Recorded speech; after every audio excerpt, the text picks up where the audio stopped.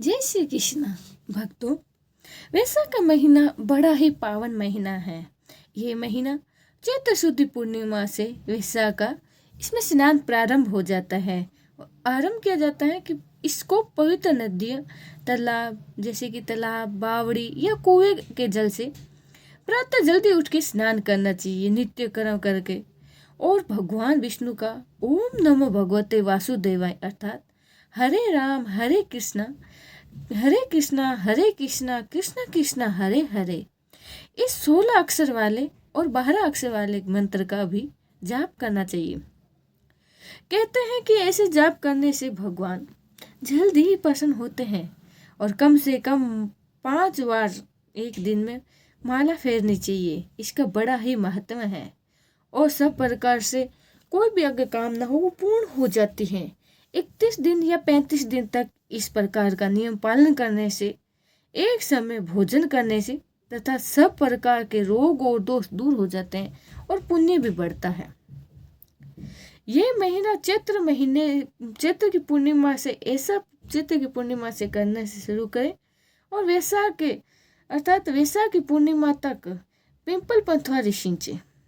अनाज तथा जल की बाल्टी व लोटा लेकर पिंपल के वृक्ष के निकट जाकर शुद्ध पत्थर का टुकड़ा लेकर पंथवारी बनाकर पिंपल और पंथवारी को जल से सींचे, कथा कहे या सुने और भगवान का दर्शन करके घर लौट आए।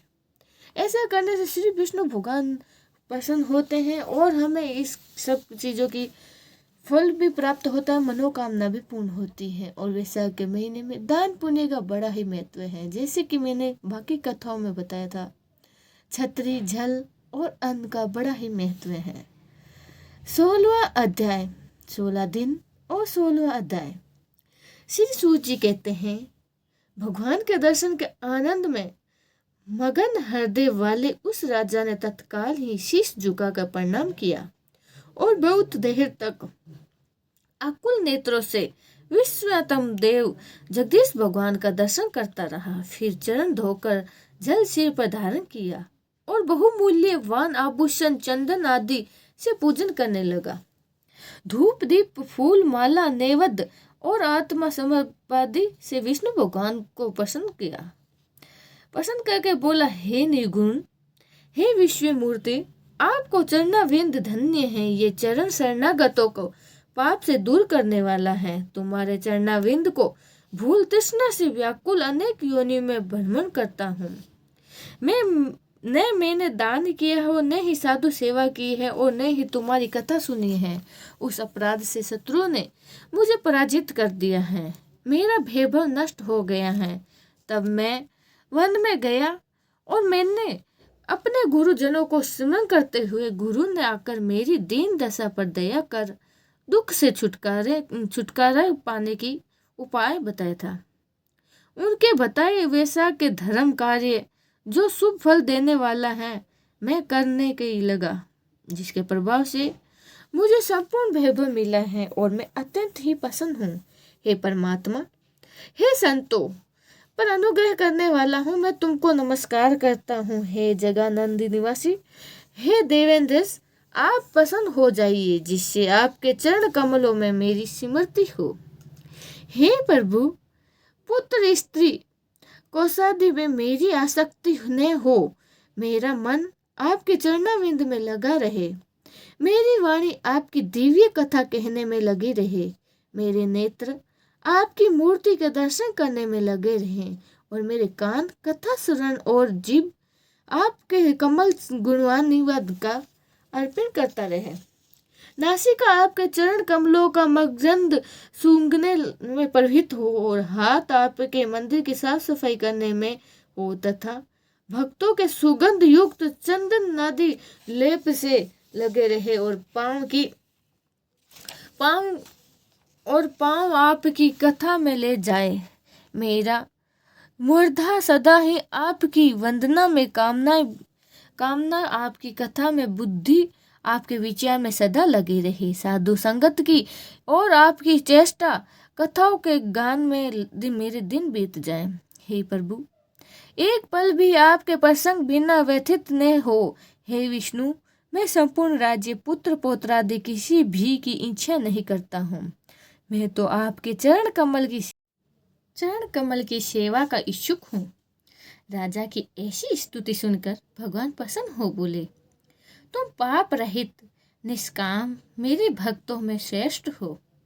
10 सहस्त्र वर्ष तक तुम्हारी अवस्था हो, दिव्य धन संपत्ति, मेरी दृढ़ भक्ति और अनंत में मेरी संयुजता मिलेगी। जो प्राणी तुम्हारी ही हुई स्तुति करेगा, मैं उन पर प्रसन्न होकर उन्हें निसंदेह भक्ति और मुक्ति दूंगा। आज के दिन अक्षय तृतीया में स्नान दान आदि करके, गोदान करने से, बेल दान करके, पितरा सरोवर से नियमित श्राद्ध करके अक्षय फल प्राप्त होता है। मृत्यु, जरा, भय, पाप सब नष्ट हो जाते हैं।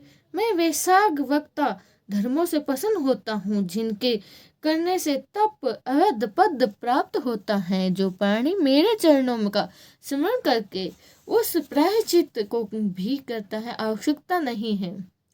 तुम गुरु के उपदेश से वन में आओ और वैशाख के धर्मों में तत्पर रहो, और जगत के नाथ भगवान की आराधना से तुम्हें सब वस्तु प्राप्त हो गई है। इस धर्म से प्रसन्न में होकर मैंने तुम्हें दर्शन दिया है। अब तुम देवताओं के लिए दुर्लभ हो, इच्छित भोगों को भोगो। देवादिदेव जनार्दन राजा को ऐसा वर देकर वह अंतर्ध्यान हो गए। तब वह राजा अत्यंत ही प्रसन्न हुआ और तदनंद गुरु महात्माओं को सत्संग कर नित्य प्रतिदिन ज्ञान प्राप्त करने लगा, और वासुदेव भगवान के अतिरिक्त किसी को भी नहीं मानता था। वैशाख खोता में सब धर्म को बराबर करने के लिए उससे पुत्र पौत्रादि की वृद्धि हुई, और संपूर्ण मनोरथ का भोग अंत में चक्र प्राणी भगवान विष्णु की संयुक्तता को प्राप्त हुआ। जो इस परम सुंदर आख्यावान को सुनता है, सुनाता है, वह सब पापों से छूट जाता है। छूटकर विष्णु भगवान के परम पद को प्राप्त होता है। बोले श्री नारायण भगवान की जय हो। अब मैं आपको सुनाने जा रही हूँ बांदरी की कहानी।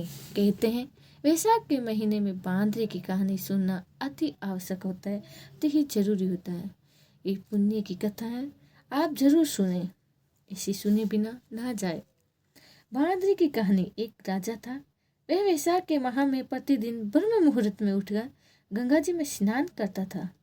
राजा का आदेश था कि मुझसे पहले गंगा जी में कोई भी स्नान नहीं करेगा। राजा जब भी गंगा जी में स्नान करने जाता तो उसे प्रतिदिन 7 जल के स्थान पर हिलता डुलता हुआ जल, हलचल युक्त जल दिखाई देता था। राजा को संदेह होता था कि निश्चय ही मुझसे पहले कोई प्रतिदिन गंगा जी में स्नान करता है। अतः राजा ने नदी के तट पर पहरेदार को बिठा दिया। गंगा जी के तट पर एक वृक्ष था और उस वृक्ष पर एक बंदरी रहती थी।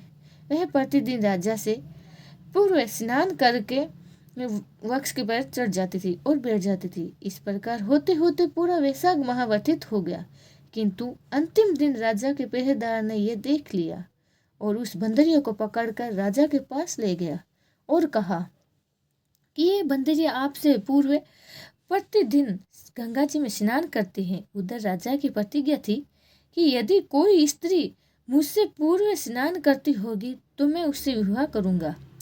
इसीलिए राजा को बांदरी के साथ विवाह करना पड़ा। वैशाख स्नान के पुण्य से बांदरी गर्भवती हो गई। 9 मास पूर्ण होने पर बांदरी ने राजा से पूछा कि शिशु के जन्म में मुझे क्या करना चाहिए। तब राजा ने महल में एक घंटी लगवा दी और बांदरी से कहा कि जब तुम्हें दर्द हो तो इसे बजा देना, मैं संपूर्ण प्रबंध कर दूंगा। राजा की अन्य रानियां भी थी जिनके कोई संतान नहीं थी, अतः बांदरी को गर्भ है यह समाचार जानकर अन्य रानी मन ही मन में उससे ईर्ष्या करने लगी और भावी संतान का नाश करने हेतु विभिन्न योजनाएं बनाने लगी। घंटी लगी देखकर एक रानी ने बंदरी से इसका कारण पूछा। बंदरी ने संपूर्ण वृत्तांत बता दिया। रानी ने उससे बहका के कहा कि एक बार बजा कर देखो कि राजा आते हैं या नहीं। बंदरी ने घंटी बजाई तो राजा दौड़ता हुआ महल में आया और घंटी बजाने के कारण पूछा। इस पर बहादुरी ने उत्तर दिया मैंने तो रानी के कहने पर घंटी बजाई थी। तब रानियों ने राजा से कहा कि ये तो पशु है, नहीं जाने कितनी बार घंटी बजाएगी। इस प्रकार कहकर उन्होंने घंटी को हटवा दिया। कुछ दिन बाद बांदरी के शिशु जन्म का समय आ गया और उसने अन्य रानियों से पूछा, मैं क्या करूं? तब रानियों ने कहा, तुम आंखों पे पट्टी बांधकर सो जाओ। बांदरी के वैशाख माह के स्नान के पुण्य प्रताप के रूप में एक सुंदर पुत्र पैदा हुआ। शिशु के जन्म होते ही उसके रोने से पूर्व ही रानियों ने उसका एक टोकरी में रखकर दासी को दे दिया और उसे आदेश दिया कि इसे नदी में बहा दो। बहाकर आओ जाओ और शिशु के स्थान पर एक पत्थर रख दो। राजा को भी कहला दो कि बांदरी ने एक पत्थर को जन्म दिया है। राजा ने सुना तो उन्होंने भी संतोष कर लिया कि जब दूसरी रानियों को भी संतान नहीं हुआ तो ये तो बंदरी है, अर्थात पशु है, इसकी क्या संतान होगी। उधर दासियों ने उस सुंदर शिशु को नदी में बहाकर कुंभार के खरधल में रख दिया। दूसरे दिन कुंभार ने खरधल में आए तो वहां एक सुंदर शिशु रोता हुआ दिखा। कुंभारी भी निसंतान थे, अतः उन्होंने उस शिशु को अपने लिए भेजी गई है भगवान की तरफ से भेंट माना और बड़े प्रेम से शिशु को पालने पोसने लगे। कुछ समय हो गया और बालक कुछ बड़ा होने लगा और बालक होते ही ये ज्ञात हो गया कि वह रानी बंदरी का पुत्र है, जिसको रानियों ने मरवाना चाहा था। एक दिन वह बालक कुंभार के बनाए हुए मिट्टी के हाथी घोड़े लेकर पनघट पर जा बैठा और दासियों को देखकर कहने लगा, आओ रे मेरे मिट्टी के हाथी घोड़े पानी पिलाओ। जब दासियों ने यह बात सुनी और वह हंसने लगी और बोली, अरे मूर्ख, कभी मिट्टी के हाथी घोड़े भी पानी पीते हैं क्या? इस पर उसने कहा कि कभी बांदरी के भी पत्थर जन्म लेता है क्या? उस बालक की ये बात सुनकर दासियों ने जाकर महल में कही। तब रानियों ने दूसरे दिन विष मिलाकर एक लड्डू भेज दिया। ईश्वर की कृपा से लड्डू गोंद का बादाम के हो गए और लड्डुओं को खाकर उस लड़के को मृत्यु नहीं हुई। यह समाचार दासियों ने रानियों से कहा और रानियों ने राजा से कुंभार को देश दिलवा दिया। कुंभार वन में रहने लगा। तत्पश्चात जब अगले वर्ष चैत्र मास में माता घनघोर के पूजन के समय आया तो वह बांदरी का पुत्र 108 करके और 108 गोली लेकर घड़े में पानी भरकर बगीचे के बाहर बैठ गया। उधर राजा और साहूकार की पुत्रियां घनघोर बनाने के लिए मिट्टी लेने के लिए आई थी तथा बगीचे में खेलने और झूला झूलने लगी। इस कारण कुछ समय बाद प्यास लगी, तब उन्होंने उस बांदर पुत्र से जल पिलाने के लिए कहा तो उस युवक ने उत्तर दिया, मेरे पास एक गोली है, उसे खाती जाओ और मेरे चारों ओर फेरी लगाती जाओ, तब मैं तुम्हें जल पिलाऊंगा। इस पर पहले तो कन्याओं ने मना कर दिया, किंतु प्यास तीव्र होने लगी तो मान भी गई। इस प्रकार गोली खाने एवं उस युवक के साथ फेर लेने से वह गर्भवती हो गई।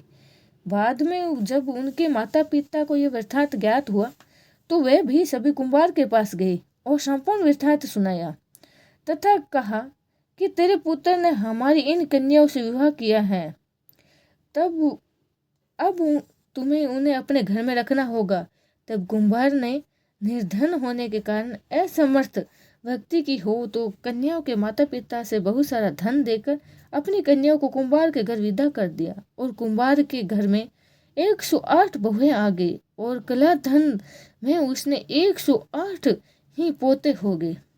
तत्पश्चात एक दिन कुंभार के पुत्र ने अपने पिता से कहा कि 108 बहुएं और 108 पोते हैं, अब हम समस्त नगरी को भोजन हेतु निमंत्रण दे। कुंभार ने राजा के महल में भी भोजन हेतु बुलावा दिया। राजा ने यहाँ से रानी बंदरी के अतिरिक्त सब को लेने रथ पालकी लेकर गया और लाकर सभा में सबसे ऊंचे स्वर्ण आसन पर बिठा दिया। राजकुमार ने अपनी सभी पत्नियों को समझा दिया कि बांदरी ने मुझे जन्म देने वाली माता है, अतः एक एक बहू अपनी रानी बंदरी के चरण स्पर्श करती गई और एक एक सोने का सिक्का और पोते को गोद में देती गई। जब राजा ने और अन्य रानियों ने यह सब देखा तो कुंभार के पुत्र को इसका कारण पूछा। इसका कारण पूछा, इसीलिए पूछा तो रानियों को संदेह होने लगा कि यह अवश्य ही वो बंदरी का पुत्र है। इसीलिए रानी रूठ कर राजा को कहने लगी कि कुंभार के पुत्र ने हमारा अपमान किया है और बांदरी का सम्मान किया है, अतः हम लौट कर जा रही हैं। इधर राजा को पुत्र को जन्म का समय सारा ही संपूर्ण रहस्य ज्ञात हो गया तथा इसीलिए उन्होंने रानियों को देश निकाला दिया और सभी पुत्र वधुओं और पौत्रों को लेकर महल में आए।